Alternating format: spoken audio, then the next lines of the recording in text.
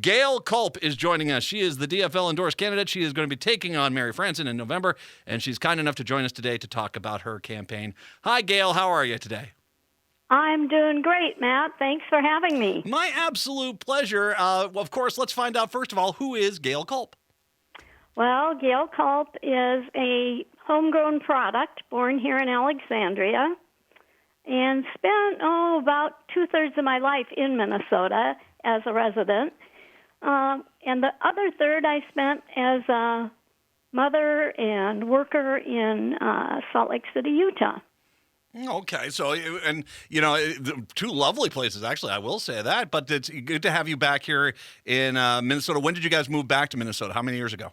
In 2000. All right. Well, and it's hard to leave once you come back. It's just a lovely state. I love it here. Well, we came back to help my mom. She was getting older, and she needed somebody nearby, and she wasn't going to move, so we did. Well, good for you, and I'm glad you're here. And let's, one day you woke up. What made you say, you know what, I'm going to run for House Seat 8B? Well, I think it was probably because I watched how the legislature just frittered away their time and didn't accomplish anything.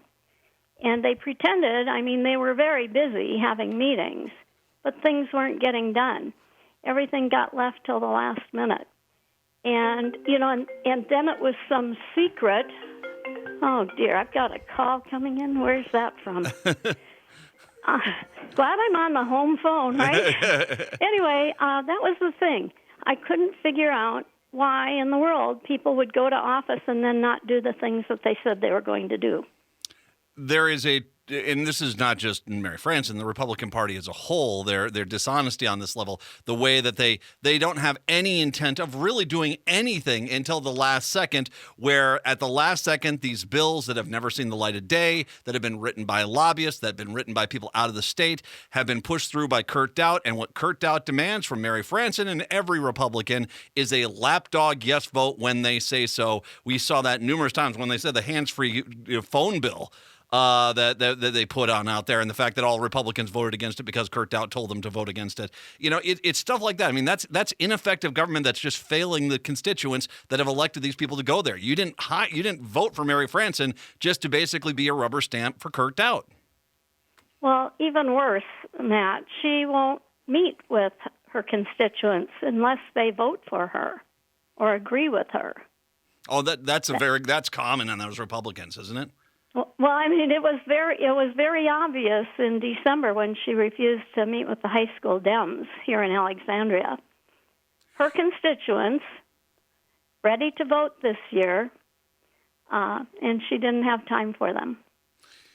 When you're on the ground there, because Mary Franson is, of course, a lot of people in the metro area know exactly who Mary is. She's been an embarrassment, frankly. Let's just call it what it is. And she said some in wildly inappropriate things. She accused hungry people of being wild animals. She has been a pretty major embarrassment to the state of Minnesota.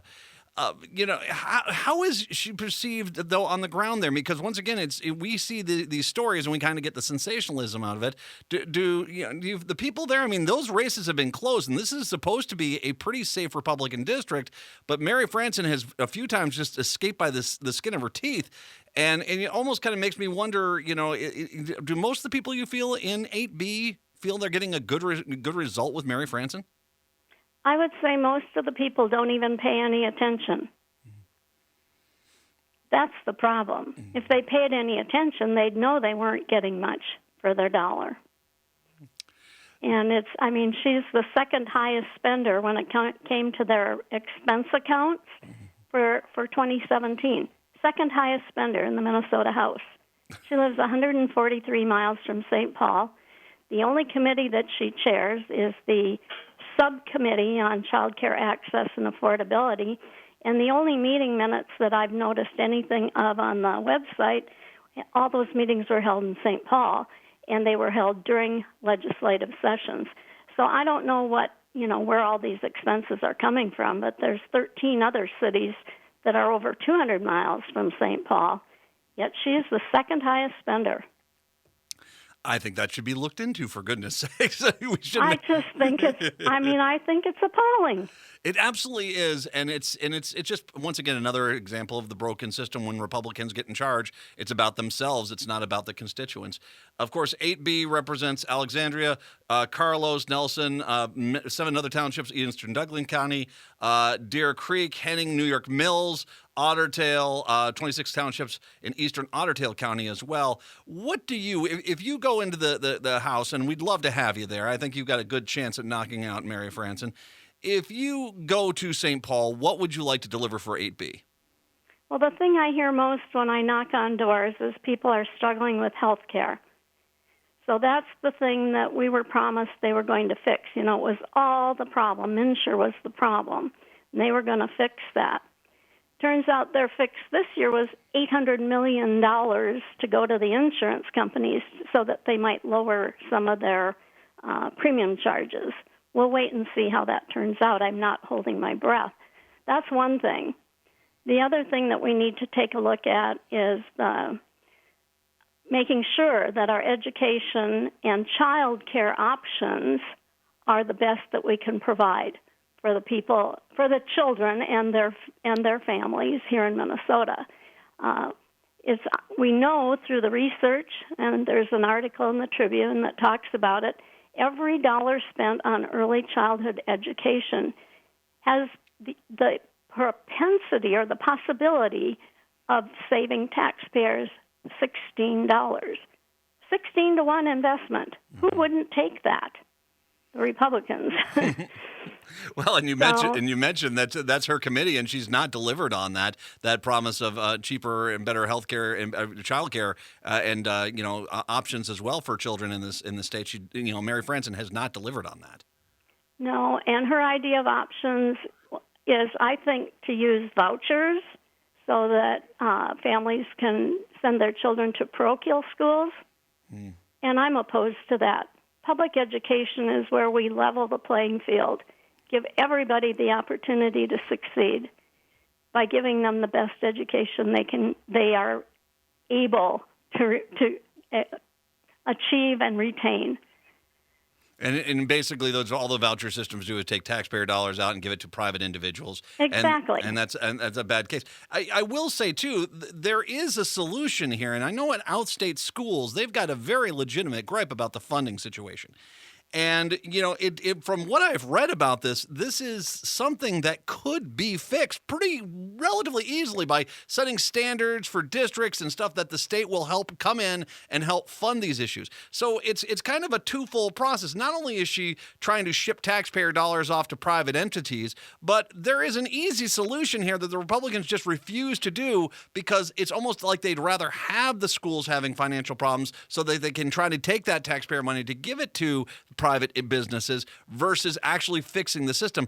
We can fix the funding system for outstate Minnesota schools. It just needs to be done, and the Republicans are just not doing it. Exactly. And they always talk about, it's all about priorities. And I'm going, yes, exactly. Let's get our priorities straight. Let's make sure we're making decisions that are going to improve the lives of people in Minnesota, and for me, especially the people here in 8B. One of the things I've talked to some of the people who are running for outstate seats a little bit is this trade issue, because obviously there's a lot of bravado coming from our current president, who is also a Republican, and it is putting a lot of fear into farmers, and particularly the soybeans and the pork industry, currently here in Minnesota, especially in western Minnesota. Have you talked to people down there that are concerned at all about this? Because, this is a real threat that we could end up, China, Mexico, these are some of our, Canada, they're some of our largest trade partners on some of these crops and some of these, and on pork. And right now it looks like we're going to have a tough year for an industry where the margins for these farmers is not exactly a lot of money. Well, and even worse, the dairy farmers are really struggling, and that doesn't have anything to do with tariffs. We can't afford to lose the agricultural piece to our economy. It's central. It's not only central to our economy, it's central to our way of life out here. And I think, yes, have I heard about it? Yes, I've heard about it. And I get information through the Minnesota Farmers Union organization and from the Farm Bureau organization, and, of course, from the farmers right here in the district. You talk about this impacting. Let's take it back to that first issue you brought up, which is health care. Today, the Minnesota health plans would collectively take a financial hit of $72 million. Reminder, when Donald Trump came into office, he said he was going to get cheaper health care, that was going to be better coverage. That's been a complete lie. Now he's actually taking away the funds from the federal government to subsidize these health care plans for Minnesota. $72 million, that's going to trickle down to the customer. When you talk about the dairy farmers and their margins and how tough that's been for them, pork farmers, soybean farmers, one of the real big crimes here is that we're not dealing with the health care situation because it's stuff like this. The Republicans' failure to deliver on this, and with you're talking about the state Republicans, but on a national level as well, the farmers are the ones that are really feeling the pinch on this. And it breaks my heart. My dad was a farmer, raised by farmers. So, yeah, it's not right. And we do need to fix it, and we can fix it. But we just need to make sure that in this red district that we have a blue wave.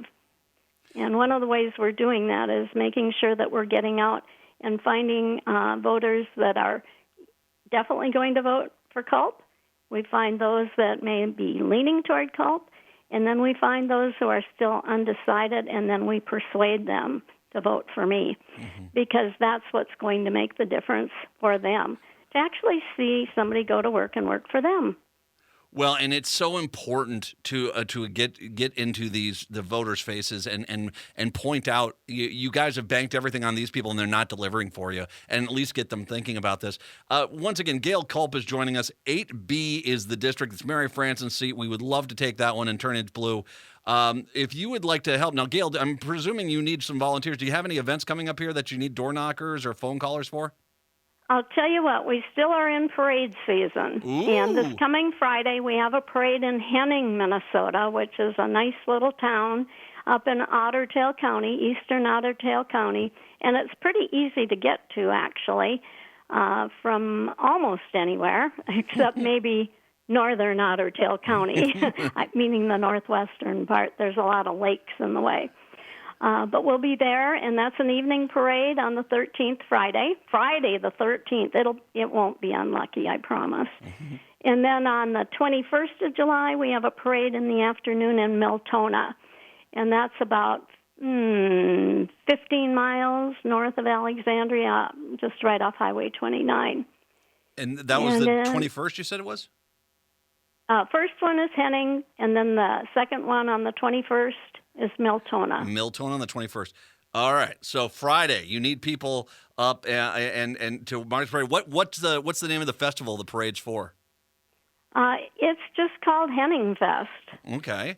All righty. So now Miltona is Tornado Days. Now that's a name for a festival. That's a great name for a festival. All right. Well, you got Henning Fest. You got Tornado Days in Miltona.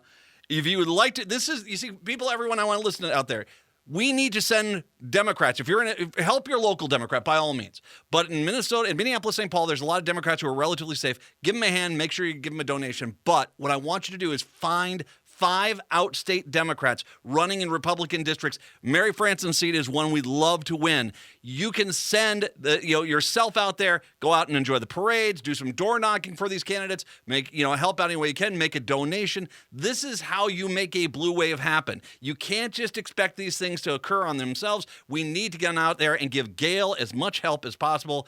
Gail Kulp, 8B is the district. It's gailkulp.com, correct?